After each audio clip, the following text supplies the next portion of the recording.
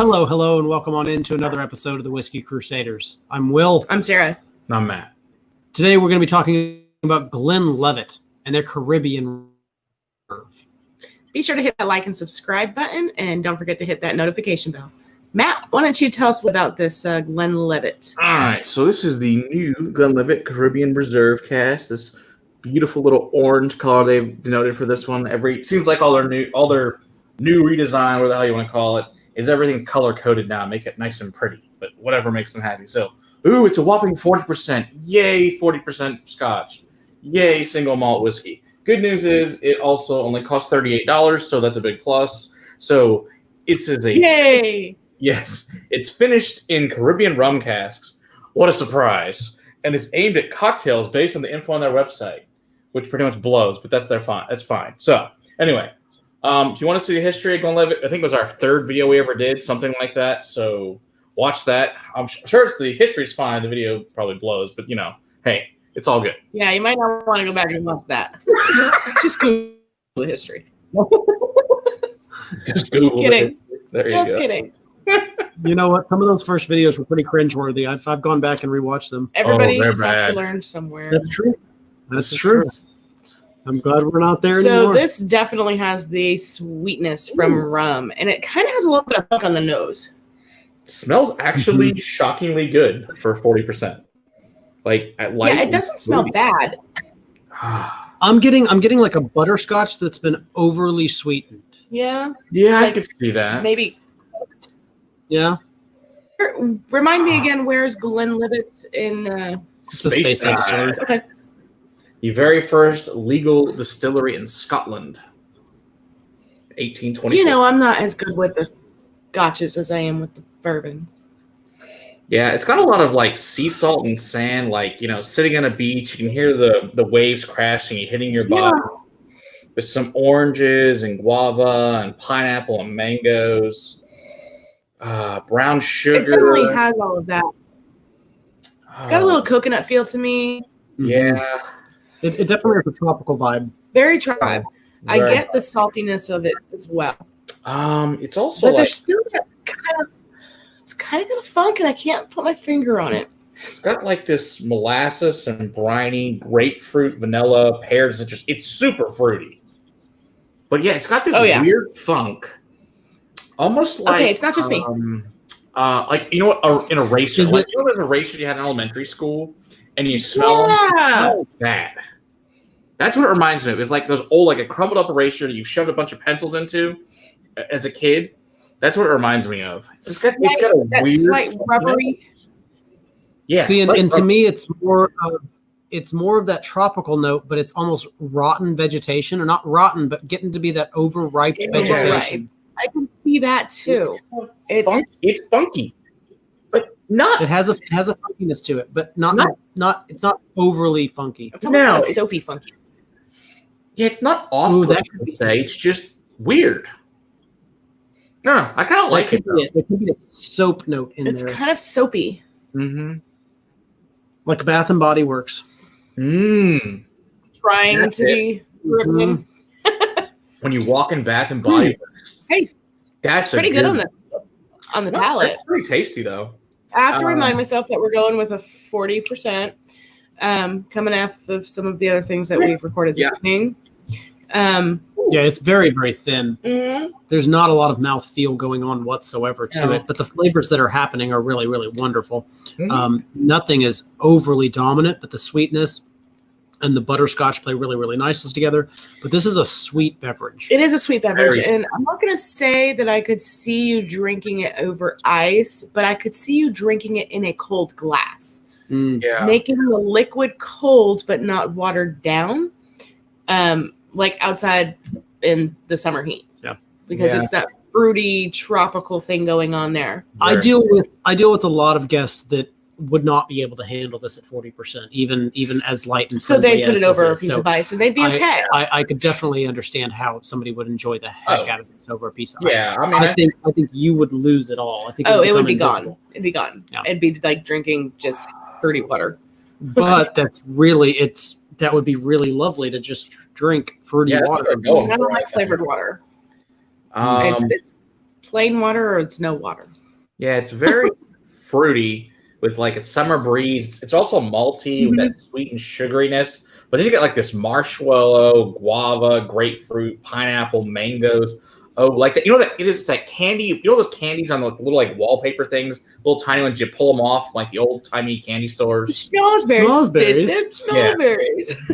No, I know what you're talking about. The little dots. Like, yeah, the little dots. It's also got like this salty, briny rum. I could see drinking this by the side of the pool and then replacing with like pineapple juice or like guava juice and putting this into it. I think it would be awesome in the summertime. Be an amazing cocktail, which I could see why. I mean, this would be an awesome cocktail, and I think actually could be really scary and really screw you up pretty bad because you forget it's 40% and it's so freaking fruity. I think it'd be really good in replace of instead of like, making a margarita, but making it with this instead of tequila and like doing like a watermelon margarita or, one of those, or even like a cucumber. Yeah. One of those types of mixed drinks that come out during the summertime. And, I think it would probably be really good in something like that. Oh, pina colada would be delicious with this. Ooh, water does nothing. Water does nothing. I'm not surprised on that. I mean, they do like their little fort. Now, we do have some amazing Glenlivets that are cask strength that we will get to at some point in time that are mind-blowing good. This is really good. It's worth $38. Yeah, I'd give it 30. I like it. I really was pleasantly surprised how good this was, how much I actually enjoy this for the price. So what we want to do, we do want to compare it to another Caribbean cask, the Balvenie 14-year Caribbean cask. So this one is a no age statement, though, correct? The one that we just were on? Yes, no age statement. Now, granted, this one's like $67 to $70 for this one. So, there you go. Almost twice the price, but let's see how it compares. It smells very similar, but it definitely smells richer. It smells richer and darker. Yeah. Mm-hmm. Like not as much of the tropical fruit as opposed to the darker, the plums and dates. Yeah. Mm-hmm. Raisins. Mm-hmm. And then that rum, like that dark Myers, Myers dark rum kind of smell to it. This doesn't have that funk. No. Ooh, that's really rich. Mm. Oh, super plums. That's a lot deeper and darker. What's the proof on that? This one's 43. So 43 compared to the 40. So 43 total improve. Yes. But that 3 points makes up all the difference in the world on the palate. This thing is much thicker, much more viscous. Is it twice the price? Both of these are out of my wheelhouse. Both of these are too into the sweet category for my personal palate. I agree with what you're saying. I think in a fruity summer cocktail, this would be something that would just go over bananas with sitting by the pool, all sorts of different people. Yeah, and for those people that just enjoy whiskey, again, this is light enough at 40% that you could sit by the pool with it and not feel like it's going to be overpowering to you. Right. It's not one of those whiskeys that's going to make you feel like you're sweating just from drinking it. Right. No. Yeah, you don't want that in the summer. Some of this girl's bourbons, my goodness. No.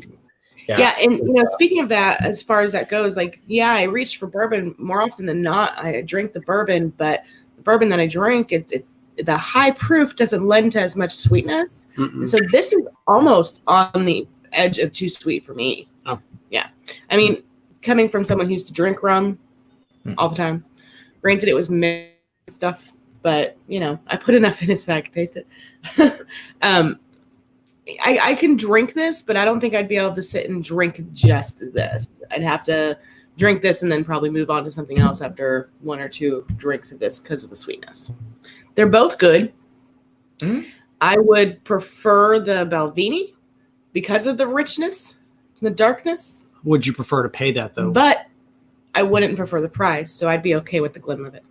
Yeah, I think this is a good, especially people maybe that aren't into Scotch yet. I think it's a good intro to Scotch too. This one, it's a very different to get into, but I think this is a really good intro to Scotch for this new one they've got here. I really agree because it's not as malty. It's not over malty in the flavor, and that that part of it, the malt, a lot of people don't like the malt. And so I think that the rum finish covers that up just enough. Yeah.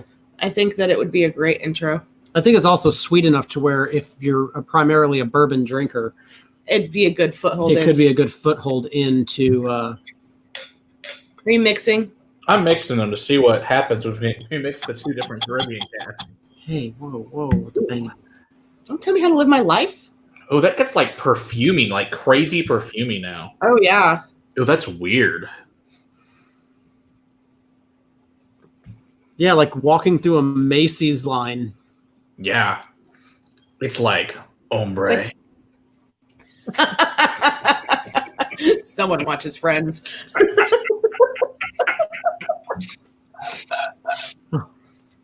The mix of the two is quite lovely. It's actually really good. It's depth comes through. Yeah. I think I prefer the blend, to be real honest. It's an expensive blend. Yeah. Yeah. I wouldn't probably recommend doing that, but I think that you'd be happy with both. But yeah, we'll give you a full history. We've never even actually covered Balvenie anything, to be real honest. Except for a ton. We've covered them, but that's it. But yeah, we'll at some point cover Balvenie too. So eventually. Yes. All the whiskeys. You're doing it right. 5 years from now, still talking about the whiskey.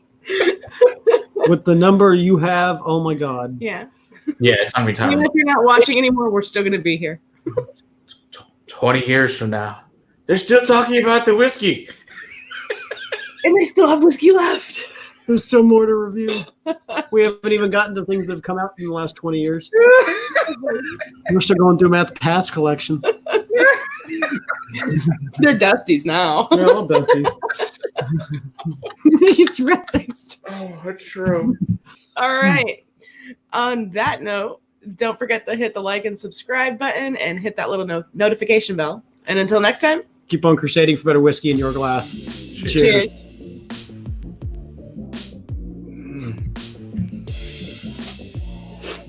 That was pretty funny. Hombre. Hombre.